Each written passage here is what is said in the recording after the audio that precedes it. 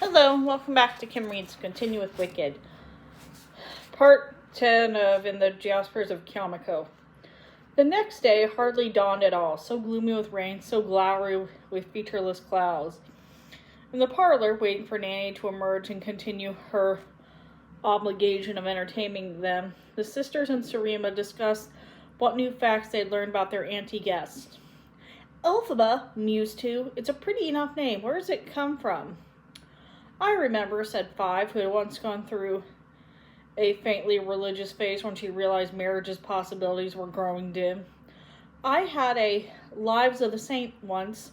Saint Elphaba of the Waterfall. She was a Munchkinlander mystic 6 or 7 centuries ago. Don't you remember? She wanted to pray, but she was of such beauty that the local men kept pestering her for attention. They all sighed in chorus. To preserve her sanctity, she went into the wilderness with her holy scriptures and a single bunch of grapes. Wild beasts threatened her, and wild men hunted after her, and she was sore distressed. Then she came upon a huge waterfall coursing off a cliff. She said, "This is my cave," and took off all her clothes, and she walked right through the screen of pounding water. Beyond was a cavern hollowed by the splashing water. She sat down there, in the light that came through all the water. She read her holy book and pondered on spiritual matters. She ate a grape every now and then. But at last she had finished all her grapes. She emerged from the cave. Hundreds of years had passed. There was a village built on the banks of the stream, and even a mill dam nearby. The villagers shrank in horror, for as children they had all played in the cavern behind the waterfall. Lovers had trysteed there, murders and foul deeds had taken place there, treasure had been buried there, and never had anyone seen Saint Elphaba in her naked beauty. But all Saint Elphaba had to do was open her mouth and speak the old speech, and they all knew it must be she, and they built a chapel in her honor. She blessed the children and the elderly, and heard the confessions of the middle-aged, and healed some sick and some hungry, and then some sort of stuff, and disappeared behind the waterfall again with another bunch of grapes. I think a bigger bunch this time, and that was the last anyone's seen of her. So you can disappear and not be dead, Sarima, looking out the window a little dreamily past the rain. If you're a saint, said Two pointedly. If you even believe it, said Elphaba, who had come to the parlor during the end of the recitation. The re-emerging Saint Elphaba might have been some hussy from the next town over who wanted to give gullible peasants a good going over. There's some doubt for you. It scours out hope of everything, Serena said dismissively. Auntie, you kill me sometimes. You really do. I think it would be charming to call you Elphaba, said Six, because that is a charming story, and it's nice to hear your real name on Nanny's lips. Don't try it, said Elfie. If Nanny can't help herself, so be it. She's ancient, and it's hard to change, but not you. Six pursed her lips as if to make an argument. But just then there was a clattering of feet from downstairs, and Nor and Irji burst into the room. We found Liir, they said. Come on, we think he's dead. He's fallen in the fish well. They all pounded downstairs to the basement. Josri had been the one to find him. The snow monkey's nose had been wrinkled when he and the boys passed the fish well, and he whined and whimpered and tugged at the weighted cover.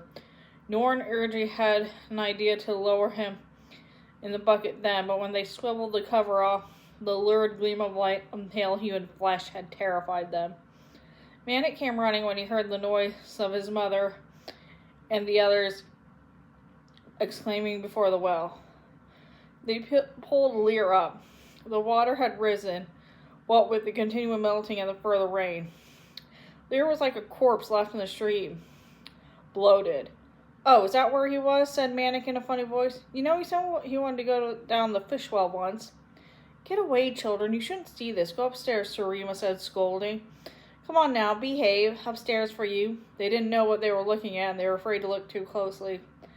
I cannot believe it. This is so terrible, said Manik excitedly, and Ethel gave him a sharp, hateful look. Okay, your mother, she snapped. and Manic made a nasty face, but he and Irgi and Nor climbed upstairs and huddled around the open doorway at the top to listen and peer. "Oh, who has the art of medicine in their hands? Have you, Auntie?" asked Sarima. "Quick now, there may be time. You have the arts, don't you? You studied the life sciences. What can you do?" "Irgi, go get Nanny. Tell her it's an emergency," shouted Alfie. "We'll bring him up to the kitchen gently now." "No, Sarima. I don't know enough." "Use your spells. Use your magic," exclaimed 5. "Bring him back," urged 6, and 3 added, "You can do it. Don't be hidden and shy about it now." "I can't bring him back," said Alphaba. "I can't. I have no aptitude for sorcery. I never did. That was all the foolish campaign of Madame Warble's, which I rejected." The 6 sisters looked at her askance. Urgie escorted Nanny to the kitchen. Nor brought the broom. Manny brought the grimoire, and the sisters and Sarima brought the body of Liir, dripping and bloated, and laid down on the butcher's block. "Oh, now who knows the one?" "You," mused Nanny, "but go to pumping the legs and the arms and set Sarima up in the pressing of the abdomen." Elphaba flipped through the grimoire. She screwed up her face and hid in the temple with her fists and wailed, "But I have no personal experience with the soul. How can I find this if I don't know what one looks like?" "He's fatter than usual," said Irgi. "If you prick his eyes out with a magic straw from the magic room, his soul will come back," said Manic. "I wonder why he went into the fish well," said Nor. "I never would." "Holy Lorena, mercy on us, mercy," said Sarima, weeping, and the sisters began to mumble the service of the dead, honoring the unnamed god for the life departed.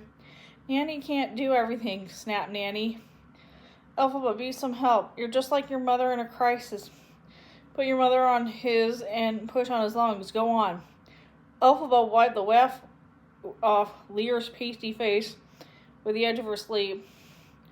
The face stayed where it was pushed. She grimaced and nearly vomited and spit into a bucket, and then she sank into her mouth down on the child's and breathed out, pushing out the sour passage her own sour breath. Her fingers tensed at the sides of the butcher's block, gouging splinters as if in the ecstasy of sexual tension. She has to breathe along with her neck, breath for breath. "He smells like fish," Nora said under her breath. "If that's what you look like when you drown, I'd rather burn to death," said Irgi. "I'm not going to die," Manic said, "and nobody can make me." The body of Liir began to choke.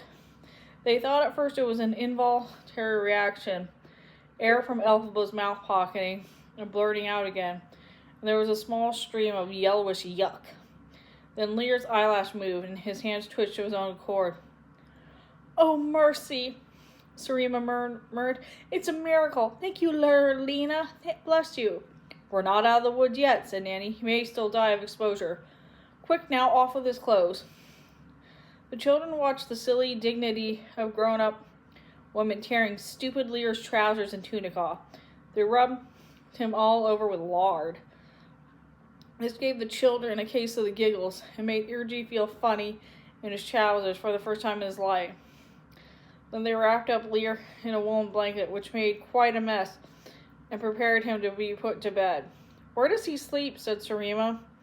They all looked at one another. The sisters at Elphaba, and Elphaba looked at the children. "Oh, sometimes on the floor of our room, sometimes on the floor at Nor's," said Manic. "He wants to sleep in my bed, but I push him out," said Nor. "He's too fat. There will be no room for me and my dollies." "He doesn't even have a bed?" Sarima coldly asked Elfie. "Well, don't ask me. This is your house," said Elfie. And Liir steered somewhat. "The fish talked to me. I talked to the fish. The goldfish talked to me. She said she was..." "Hush, little one," said Nanny. "Time for that later." She glared around at the women and children in the kitchen. "Well, it shouldn't take Nanny to find him the proper bed. But if there's none other for which he can come to our room, and I'll sleep on the floor." Of course not. The very idea, began Sarima, bustling ahead. Barbarians, the lot of you, snapped Nanny, for which no one in Kiamako ever forgave her. Sarima lectured Auntie Guess severely for what happened to Liir. Elva tried to say it was not her doing, it was not her fault. It was some boy's trick, some game, some dare, she said. The accusation spent. They fell to talking about the difference between boys and girls. Sarima told Auntie Guess what she knew of the boys' invitation right in the tribe. They were taken out in the grasslands and left with nothing but a loincloth and a musical instrument.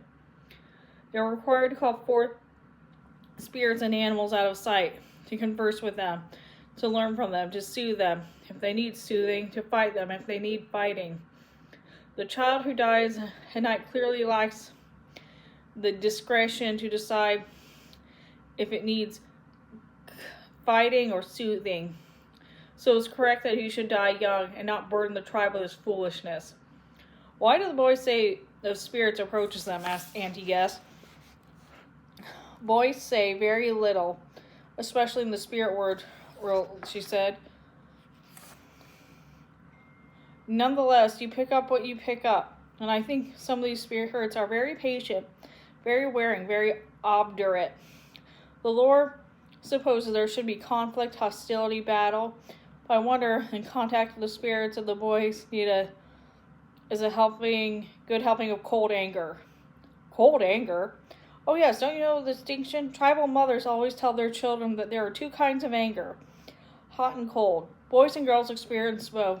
As they grow up, anger separates according to sex. Boys need anger to survive. They need the inclination to fight, the drive to sink the knife into the flesh, the energy and initiation of fury. It's a requirement of hunting, of defense, of crime, maybe of sex too. Yes, I know, said Elphaba, remembering. Sarima blushed and looked unhappy and continued. And girls need cold anger. They need cold simmer. The ceaseless grudge, the talent to avoid forgiveness, and sidestepping of compromise. They need to know when they say something that will never back down. Ever, ever. It's all compensation for a far more limited scope in the world. Cross a man, and you struggle, one of you wins, and you adjust as you go on, or you lie there dead. Cross a woman, and the universe is changed. Once again, for cold anger requires an eternal vengeance in all matters of slight and offense. She glared at Elphaba, pinning her with unspoken accusations about Fierro, about Liir. Elphaba thought about this. She thought about hot anger and cold anger, and if divided by the sexes, and which she felt, if either, if ever. She thought about her mother dying young, and her father with his obsessions. She thought about the anger that Dr. Dillman had, an anger that drove him to study and research. She thought about the anger that Madame Morrible could barely disguise. She tried to seduce the young college girls in the secret service of government. She sat and thought about the following morning as she watched the strengthening sun beat down on the mounds of snow on the sloping tile was below. She watched the sun bleed ice water out of the circle, warm and cold working together to make an icicle. Warm and cold anger working together to make a fury enough to use as a weapon against cold things that still need fighting. In a fashion, without any way to confirm it, of course, she had always felt capable of hot anger as any man, but to be successful, one would need access to both sorts. Liir survived, but Manic did not. The icicle that Elphaba trained her gazed on, thinking about the weapons one would need to fight such abuse. It broke like a lance from the eaves, and drove whistling downward, and caught him in the skull as he went out to find some new way of beleaguering Liir. And that is the end of In the Jaspers of Kiamako, that part. We'll start the next part tomorrow. Bye.